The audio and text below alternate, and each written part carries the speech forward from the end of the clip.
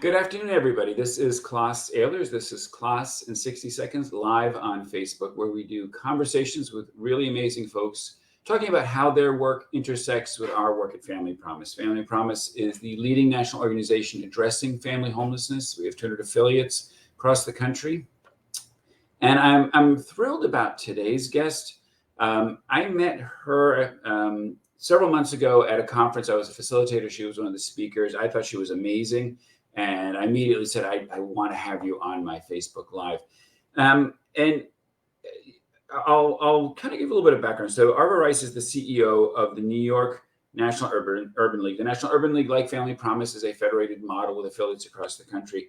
And when you think of the National Urban League, I think it is the organization you probably most closely tie to the Great Migration. And it makes me think of the amazing book that I read last summer by Isabel Wilkerson, The Warmth of Other Suns, which covers multiple ways of the Great Migration, both through some intense, powerful, and just beautifully written personal narratives, as well as the interweaving of data, of historical elements, of news reports, to give that beautiful, nuanced, rich picture of, I think, an episode of American history that is so profoundly moving, so profoundly meaningful, and so profoundly American that people just do not know as much as they should about. But that is sort of, it sort of twins with the Urban League because its founder, George Haynes, was in that first wave of the Great Migration. So the Urban League's mission is empowering communities, changing lives. Actually, it's very similar to our old tagline, and works, I think, in a similar way as Family Promise in terms of identifying how to bring sustainable success and growth for disenfranchised communities. So with that, I'm really thrilled to invite Arva Rice, the CEO of the New York National Urban League, on to talk a little bit about the National Urban League, its mission, its accomplishments, and give her view on the dynamics and the future around empowering communities and changing lives, specifically for Black Americans. Hi, Arva. Why, hello there. Thank you so much for that wonderful introduction. Well, it is great to have you. And as I said, I just love that deep yellow in your background. That is a great background. So, you know, the place I wanted to start is people are aware of the Urban League. I think a lot of people know the Urban League. I think probably not anywhere near as many people can really explain what it is and what its impressive scope of work is. So do you want to share kind of what the Urban League is, what it does, what its impact is? Mm-hmm. And thank you so much for putting that context of the Great Migration, because it really is where the Urban League started. So literally hundreds and thousands of African Americans were pouring into cities, pouring into Chicago and into Milwaukee, into Philadelphia, New York City, into leaving the South in order to make that great trek. And when they got to those big cities, they said, where do I live? Where do I get a job? Where can I find community? And so urban leagues were started at that time, really to develop a home base for those folks who had spent their lives picking cotton or oranges or tobacco, and were coming to a place that they thought was going to be a place of great promise in some ways that it was, but also found out that there was, still Jim Crow still lived, but it just had a little bit of a different look at that point in place. And so urban leagues began, and our national organization started in 1910 with the gentleman that you mentioned, George Edmund Haynes. And in about 9 to 10 years into their work, unfortunately, it was the Red Summer. And there were race riots that were happening in cities all across the nation. And we also had the influenza, and it was a flu that people couldn't quite figure out. And so they told people to distance themselves and practice good sanitation. So these are some things that might sound a little bit familiar right now. Yeah. Being in a place of great racial unrest sounds a little bit familiar to what was happening back then. And so they said New York City, these 5 boroughs deserve a little bit of their own attention. So they'll create the New York Urban League, which became one of the affiliates of the Urban League movement.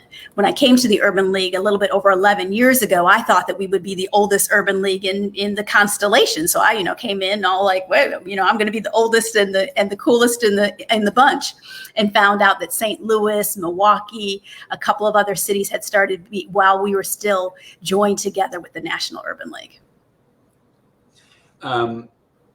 What is your, you referenced specifically about New York, what is your assessment of the impacts of the past 2 years on Black New Yorkers, right? Because I think New York has not been sort of in the focus, in the epicenter, because other areas have had more attention. But what has been the impact in New York City? And I'm a native New Yorker. I don't know if you are, Arva, but I went to PS 199 in Brooklyn. Oh, look at you. Look at you. Yeah, I am originally from Milwaukee, Wisconsin. My family was actually part of the Great Migration. Mm-hmm. They moved from Arkansas to Milwaukee, which was a familiar pattern for many people at that time. But I always tell people that, I now live in Harlem. I wasn't born here, but I got here just as fast as I could. Mm-hmm. And so I've been living here for a couple of decades now. And I failed to answer one part of your initial question, which is, what the Urban League does right now. And so we were started during the Great Migration. Our work focuses in on education, employment, housing, and healthcare around the country in those 90 member affiliates. And in the New York Urban League, we focus in on education, employment, and advocacy. And so those are the core areas that we work in and serve, over 1 million African Americans throughout these different places. And like I said, in those 4 key areas. And these last 2 years, as you all can imagine, there's a saying that we use that if white America has a cold, then Black America has pneumonia.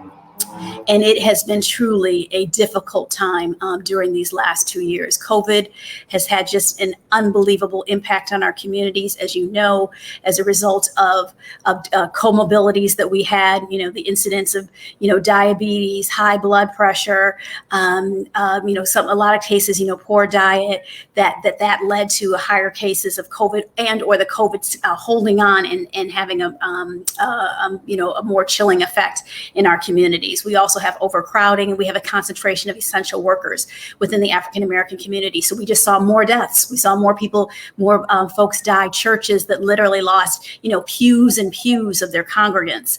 So we just had COVID had such a huge impact on us. Obviously, it hit the small business community, of which we have a lot of African American owned small businesses that had to close and were sheltered, and we're working hard in order to make sure that they can open up again. And then we just had to deal with just the uncertainty of this particular moment in time. And I know that that's had a huge impact, particularly on the amazing work that you all do all day, every day. And that is getting people stabilized in homes, making sure that they're able to avoid being homeless, right? And so that's had a huge impact in that area as well. And I thank you for that, Arva. And you're right. I think we ignore the fact that, and we saw this throughout our affiliates, that preponderance of people who still had to work and work in frontline jobs, whether it was in healthcare, whether it was in retail, whether it was in food service, or whatever it might be, it was sort of a double whammy. They lost a lot of jobs, but if they had the jobs, they often were at very high risk. And those were predominantly populations of color. And so that was such a driving factor to these disparate rates of infection and death from COVID. I wanted to just go back to what Urban League does, because it's sort of an interesting question, right? One thing we see with our affiliates is there's a core model, but they have such flexibility to identify local needs and local opportunities. So you see these affiliates just developing in all these different amazing ways, which it's great for innovation. It's great for best practices. It sounds like that's true for the Urban League too. So with the New York Urban League, the St. Louis Urban League, the Portland Urban League, Cleveland Urban League, would they look very different? Oh, absolutely. They absolutely look different. And as I thought about this question of how urban leagues interact in the, you all's core mission of fighting homelessness, it varies. If you were going down to Miami, in Liberty City, the Urban League has literally built, thousands and thousands of units of affordable housing. And so when their answer to the housing crisis is we're going to build housing and we're going to provide a good place for these families to live. Many of them are single families headed by women. As we know, Black women still make less money on the dollar. As we all know, homelessness has to do with affordability and income. And so the Urban League down there decided that was going to be the way that they were going to address their issues. In Rochester, it's a similar program. A lot of low income housing has actually been built by the Urban Leagues there. Whereas if you go to Urban League in Cleveland, they do housing programs. And so it's about keeping people in their houses, providing them with support around if they have to need to go to housing court. If you go to the Urban League in Atlanta, they're doing financial literacy programs. And so they're saying, how is it that you can take the money that you have and be able to stretch it even further? What are some of the strategies that you can put in place? What are the savings plans you can put in place? Being able to have a second or third source of income in order that you can stay in your house and or even be able to at one point in time even purchase a house. So the answer to how we're addressing housing and homelessness across the 90 members of the Urban League affiliate movement vary, but we all know that it is so unbelievable and critical, and it is a critical basic American right that I'm so pleased that you all fight for every day. Thank you, Arva. I mean, I'm so glad for everything that you're doing. And a fair number of viewers of this are members of affiliates and so on. So I think, what they should be doing is definitely looking up their local urban league and figuring out where that work is possible, right? Because I think, the work that you all are doing in housing and various other forms of empowerment so nicely match the work and the needs that we have. So I definitely want to figure out how do we get our affiliates more connected, and some of them are very connected to the local urban leagues. But how do we promote that some more? So you've touched on the issues of housing. The reality is more than 50% of families experiencing homelessness in this country are headed by a Black parent or parents, which is this horrible disparity. Do you all engage in any work on the advocacy side, or is it more focused towards programs like housing programs and so on? Is there an advocacy arm to the Urban League? The answer to that is yes. We do both advocacy work as well as continuing to work in doing direct programming. And so on our national level, our national office has specifically an office in Washington, D.C. And so they track various legislation. As you might imagine, the John Lewis bill, voting rights bill is high on our list right now. The George Floyd policing bill is high on our list. But we're also pushing for, issues around jobs and also around housing, right? And so those are things that are key and core to us. And so our national office reviews basically the legislation for us, and then we'll have meetings of either the CEOs of the Urban League movements, our young professionals, who I really encourage your affiliates to get connected to if they're not already. Young professionals is a group of adults between the ages of 22 and 40, primarily college graduates. Some of them have gone to historically Black colleges, universities, some have gone to their city universities, some have gone to Ivy Leagues, but they're all coming back to the Urban League in order to give back and to be more involved and engaged in their communities. And they're just fabulous, wonderful people, and diverse talent. So I encourage you all to tap into that network as well. And so we get information from our national office that comes to us and says, this is some of the legislation that we're either proposing, because they'll do that, and or some of the legislation that's on the table. And so, this date that's upcoming, we actually have one that's upcoming in September. We'll be doing a lot of work around voter suppression, and they'll ask us to mobilize all of our membership, to mobilize the people in our programming, and get out there and whether it's back in the day it was making calls, but right now it's more about getting on social media and sending those letters to our members of Congress. And as you know, being in New York City, it is important in New York City and New York State, but it's also important for us to get to the affiliates in the South, some of the people in the Midwest. And so that's how our national office helps to support us in making sure that we very much have an advocacy voice.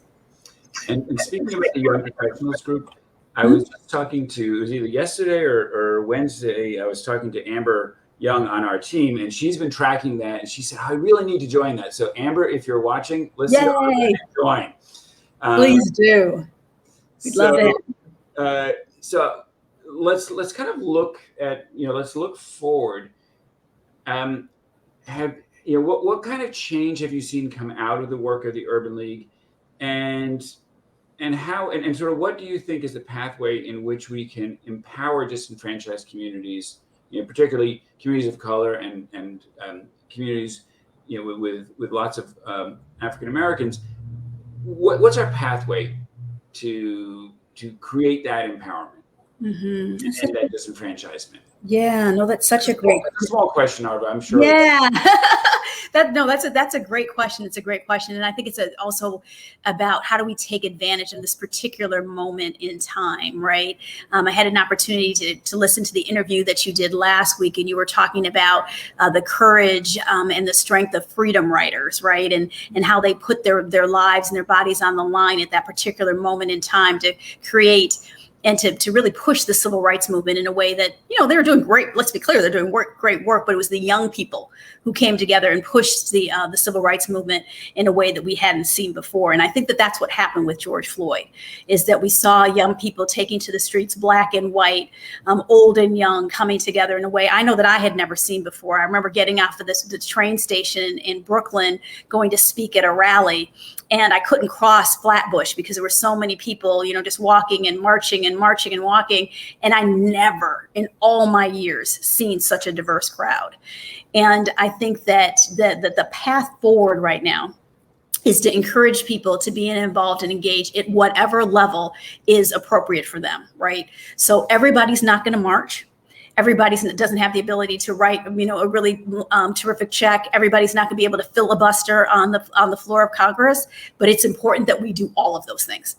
One of the things that was amazing about what happened in New York State is we were able to put together a set of police reform initiatives that were there and able to be passed in such a short period of time, because you had Andrea Stewart Cousins, who was the head of the of New York State Senate, and then you had on the Assembly side, you had Carl Hasties, and so you had African Americans who were familiar with this experience from their own lived experience, from and listening to members of their communities and their churches, and there were people that had already been working on that legislation. There was State Senator Brian Benjamin and State Senator Kevin Parker, who had already put in place legislation, and so it was important to have those people marching in the streets. So they were saying, this is too much. We're not going to take this anymore. And then you were able to get it to legislation very quickly. And then you had people who actually look like you, who we'd actually voted for, who could implement those changes. So every step along the process was important. And I think that the way forward is for people to figure out whether it's an individual. We often tease and say that if there's an issue about racism, white people have the luxury of reading about it, whereas Black people have been living it, right? So it's okay to do some reading, but after the reading, what's the action? Right. And for you, the action may not always be, like I said, marching in the streets, going to jail, spending time, sitting out in front of Congress overnight. Right. Like how we saw our incredible Congresswoman do. But what's important is that we do. And so that do may be pushing conversations around our tables, with our, the uncle, the cousin, who's always been a little bit difficult and challenging, taking the risk to push them to have that conversation, going into work and looking around the table at work and or the boxes during that conversation, during that Zoom box, and realizing, wait a minute, there's no diversity in these Zoom boxes. What should we be doing about that? And or it could be more systematic, supporting a political Black woman that's running for office, whether it's supporting a specific campaign, whether it's volunteering your time and getting involved. We encourage people to get organized, and so to join organizations and to be part of massive movements. One voice is important, it's critical, but bringing those voices together are louder and can be heard even more succinctly. Thank you. That was terrific, and I want to just reflect off of what you said. I think we look at, for example, the civil rights legislation of the mid-1960s, which was really phenomenal legislation. There were people pushing that legislation because there comes a time at which all of a sudden the public will embrace it. There's always resistance, right? There is always resistance to creating equity, which means ultimately giving up power, right? People don't like to give up power. But if you're always working it on the legislative end and pushing it, those opportunities arise. And I think that's what we've seen this past year. I think the fear is, of course, that starts to ebb and that public will starts to wilt a little bit. So I think we have this sort of time at which we really need to move forward.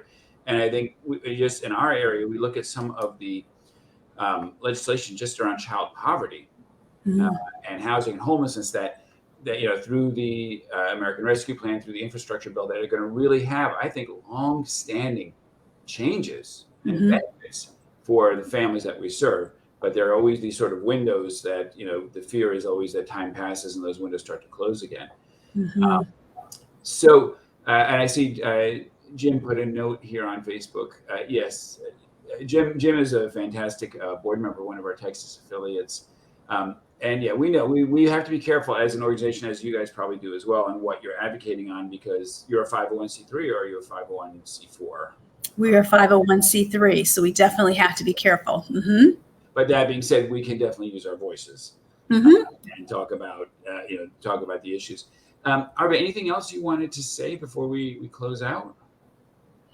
I just wanted to thank you once again and all of your affiliates for the amazing work that you do, the growth that you've had in 30 years. Unfortunately, your work is more needed and more valuable now than ever before, as we're facing all kinds of issues in terms of rent moratoriums expiring and people having to, just really figure out what's going to be their next step for them, navigating really difficult and tough systems, and making it such that people are really judged in the space of having a home in a way that is, it's just inappropriate and it's wrong.